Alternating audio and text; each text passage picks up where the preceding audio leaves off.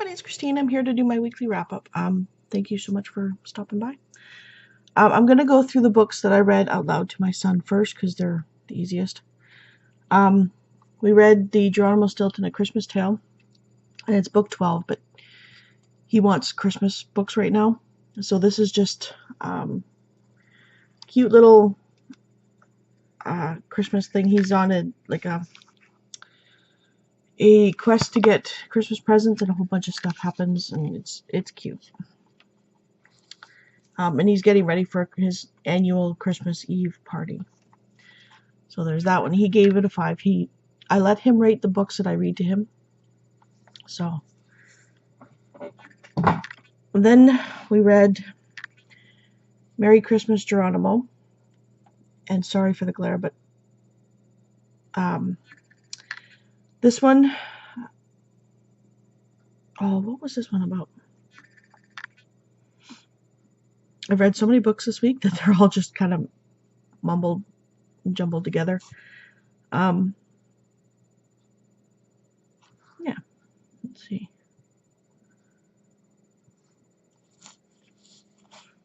Okay, there we go. This is kind of the same thing. I think that it's just, yeah, now it's not going to come through. Oh, there we go.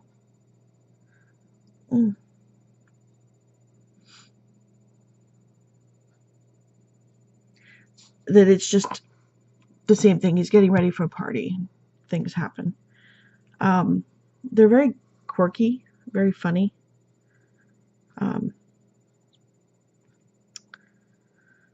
Let's see. Oh yeah, he ends up getting dressed in this big, humongous coat set that is just, ridiculously warm. And yeah, so he likes the pictures and stuff like that. I know I'm not being very great about describing this. But the next one that we read, they end up going on a trip. And it is a very Merry Christmas. Oh, let's see if I can get that.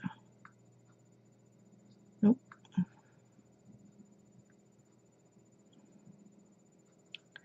No, it's not going to come through.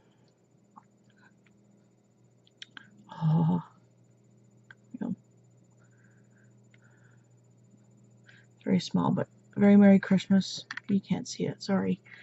And they go on a trip to New York, and Geronimo ends up losing his bag at the airport and grabs the wrong bag. And he is on the search for the person who has his bag, which he found a book in her bag that said like a timetable of where she's going to be in New York. So he goes to each one, and it's funny. But those are the 3 books I read to him. So I'll start on the books that I've read for myself. And I picked this one up for my husband, and because he loves it, loved the show. And I ended up reading it, and he's not missing much. And it's the XFiles Volume 1, and it's by Stefan Petrucca, Myron Kim, and Charles Adlard. And this was bad. Like, it wasn't even I thought it was like rehashing of the show, like the episodes of the show. And it starts off with Volume 1, number 13, Volume 1, number 14, and then 15, 16, 17, and then it goes to Season 1, Volume 1, and then the pilot episode. And it's just, there was no cohesive storyline. Like, it didn't flow. Half the time, it's like there were several different artists, because half the time they didn't even look like them. And the only time they did, kind of, sort of, was in this one, and the graphics just were not that great. I think I gave it a 2. Like, it was bad. So hubby's not going to be reading it, and it's going to go back to the library. Then I read book 1 in the In Death series, Naked in Death by J.D. Robb. And I love this. I don't know if I gave it a 4 or a 5, but I loved it. It's paranormal, or no, not paranormal, futuristic crime thriller. And it's about a woman who's just had a very bad case that she ended up killing somebody. So she's supposed to be on this testing to see if she's okay to be going back out in the field, and a senator's granddaughter gets murdered, and she's in this time, it's 2058, I think it is, and prostitutes and streetwalkers, it's legal now, and you have to get a license to be a prostitute. And the granddaughter is doing this to be spiteful to her family. So, but I thought it was funny. There's a quote down back here, and don't worry, it may be at the end of the book, but it's not has to do with the case or any spoilers. It says, in the year 2016, at the end of the urban revolt before the gun ban, there were over 10,000 deaths and injuries from guns in the borough of Manhattan alone. And I thought it was funny because it's the end of 2016. So, yeah, it's cute. But yeah, it was really, really good, and it goes on. There's a couple other murders and stuff, but loved it. Loved it. I will be probably buying that series. And then I am continuing on with Zombie by Darren Shan, Zombie City. And of course, nothing says Christmas like zombies, but I can't say too much because this is book 3, but it's quite interesting. It's, I read it in a day. In fact, the rest of these books, except for one, I've read in one day. Yeah. I can't really say much at all about this because I say one thing and it's going to spoil the whole series. But I gave this a 3 or a 4. But it's, of course, just the continuation of the zombie apocalypse thing. So, I really wanted to like this book. I really did. But I think all of us are in the same boat for the hashtag on the booktube shelf book pick for December, which is Christmas in Paris. I gave this a 2. The 2 pink things are just like nice quotes that I liked, and the orange were really things.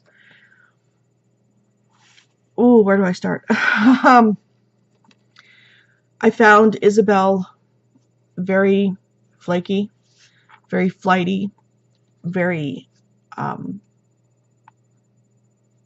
she's already had 2 failed engagements, and within a week she's trying to find a guy to marry, and it's ridiculous. To me, it felt like the author was trying too hard to show the knowledge she knew of Paris and historical stuff, and she kept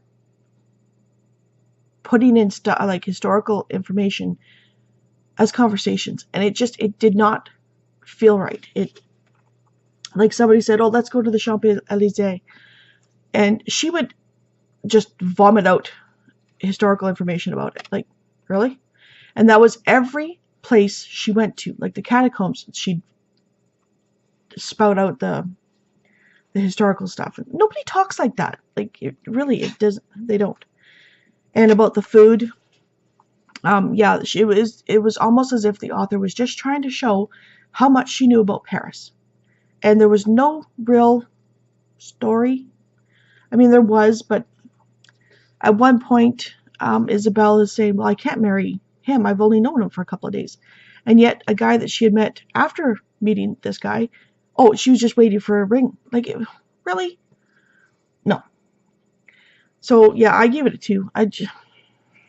That was a bad pick, unfortunately. Hopefully the next one's better.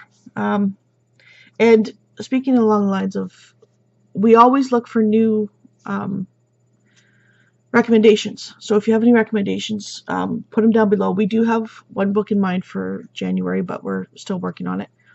So yeah, if you have any recommendations, shoot them down below. So the next book I picked up was D is for Deadbeat by Sue Grafton, and of course, you know it's book 4. But Kizzie is like her personal story is carried forward, but each case is different. So the case in this book is a man comes and gives her a cashier's check for $25,000, and you can see it there, that he wants her to find this boy, 15-year-old boy, because he had helped the man, and he wants to give him restitution. So that's pretty much the whole thing, except for the fact that the guy who gives the check to her ends up dead. And there's so many sub-stories and subplots, and it's a short book, but I whizzed through it in a day. It was really good. I gave it a 4. And then the book that I just finished this morning, and I gave it a 5 because this is just what I really needed. And it's Two for the Dough by Janet Ivanovich, and it's book 2 in the Stephanie Plum series.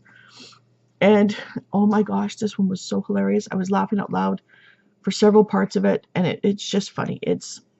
And I know the subject matter is not funny. It has to do with the mortuary and deaths and coffins and dead people, but Janet Ivanovich has written it so funny that it's slapstick humor, and I really needed that right now. But Stephanie Plum gets this case, and this is another one where her personal life carries forward, but each case is separate. And she gets a case that she has to go and pick up this this guy who failed to appear, and it's hilarious, very funny, very, very, very funny. So the only book that I'm currently reading right now is the one that I'm reading to my son, and it is Goosebumps, R.L. Stine's The 12 Screams of Christmas. I don't know if he's liking it too much because the first couple of chapters is kind of historical, and it's just about pretty much a girl who falls down a well, and her brothers and family are trying to get her up, and then it goes to the present. And it's about Kate and Courtney are trying out for this play, and they're fighting for the same part. That's pretty much as far as I've gotten so far. But he hasn't really, he was really looking forward to this one, and he hasn't really, got into it like he got into Geronimo. So, but guaranteed he'll put it as a 5. So, yeah. When I came in here this morning, I noticed that my next book has been added. It just came through. And you know how much I hate ebooks, but it's the only form I can get these books in right now, and it's Sapphire Blue. No, I can't. By Kirsten Gear. There we go. Sorry for the glare. I'm trying. Here. Book 2 in, I don't know if it's the Jewels trilogy. And it's time travel and stuff like that. So that I'll be reading this week. And then I went to the library again, but I only got 3 books because I still have a whole stack. But I picked up book 2, or manga 2, in the Legend of Zelda Ocarina of Time, and it's by Akira Himekawa. And it's just, I love Zelda. It's one of my favorite games. It has been since it came out. And yes, I was around before Nintendo came out. And then these other ones, we'll see. Will be sold by Patricia McCormick, and I think she's sold into a family. But it's, some of the pages are, so I might just read that real quick. All the Rage by Courtney Summers, and this is about a girl who gets raped by the sheriff's son, and nobody believes her because it's the sheriff's son. And of course I want to read The Death Cure by James Dashner, and it's book 3, so I can't really say much. But I'm sure you all know what the story is. So that is going to be my week of reading. Sorry this is so rushed, or maybe not rushed, huh? But yeah.